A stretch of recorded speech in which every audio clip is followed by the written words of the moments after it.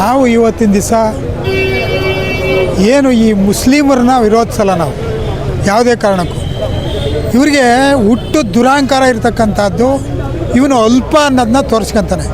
ಇವನಿಗಿಂತಲೂ ಈ ಕರ್ನಾಟಕದಲ್ಲಾಗಲಿ ಭಾರತ ದೇಶದಲ್ಲಾಗಲಿ ಎಷ್ಟು ಜನ ಶ್ರೀಮಂತರು ಇರ್ಬೋದು, ಬೇಕಾದಷ್ಟು ಜನ ಶ್ರೀಮಂತರವರೇ. ಅವರೆಲ್ಲ ಏನಾದರೂ ಮಾತಾಡ್ತಾರಾ? ಇವನ್ನ ಡ್ರೈವರ್ ಅಂದಿರೆ ನೀನು ವಿಧಾನಸೌಧಕ್ಕೆ ಕುಮಾರಣ್ಣನ ಕುಂಡಿಸ್ಕೊಂಡು ಡ್ರೈವರ್ ಕೆಲಸ ಮಾಡ್ಕೊಂಡು ಹೋದೆ ತಾನೆ, ನೀನು ಡ್ರೈವರೇ ತಾನೆ. ಡ್ರೈವರ್ ಅಂತ ಇನ್ನೇನು ಅನ್ಬೇಕು ನೀನು? ಇರ್ಬೋದು, ನೀನು ಒಂದಷ್ಟು ಬಸ್ ಇಟ್ಕೊಂಡಿರ್ಬೋದು.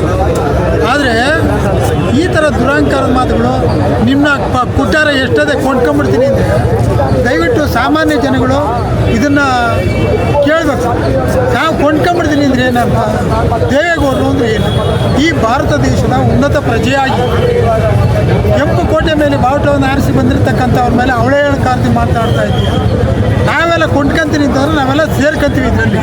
ನಮ್ಮನ್ನೆಲ್ಲ ಕೊಂಡ್ಕೊಳ್ಳೋದು ನಿನ್ನ ಹತ್ರ ಎಷ್ಟು ದುಡ್ಡಿದೆ, ನಿನ್ನ ಹತ್ರ ಫಸ್ಟು ಎಷ್ಟು ದುಡ್ಡಿದೆ ಅನ್ನೋದನ್ನ ನೀನು ಬಿಡುಗಡೆ ಮಾಡ್ಕೊ. ನನ್ನ ಹತ್ರ ಎಷ್ಟು ದುಡ್ಡಿದೆ, ಎಷ್ಟು ಖರೀದಿ ಮಾಡ್ತೀನಿ ಅಂತೇಳಿ. ಅದರಿಂದ ಸಾಲದಕ್ಕೆ ನೀವು ಇನ್ನೊಂದು ಮಾತು ಹೇಳ್ತೀಯ, ನಮ್ಮ ಮುಸ್ಲಿಂ ಜನ ಎಲ್ಲ ಸೇರ್ಬಿಟ್ಟು ಕೊಂಡ್ಕೊಂತೀವಿ ಅಂತ ಹೇಳವ್ರ ಮುಸ್ಲಿಂ ಜನ. ಇವ್ರಿಗೆ ಹೇಳವ್ರ ಖರೀದಿ ಮಾಡ್ತೀವಿ ಅಂತ.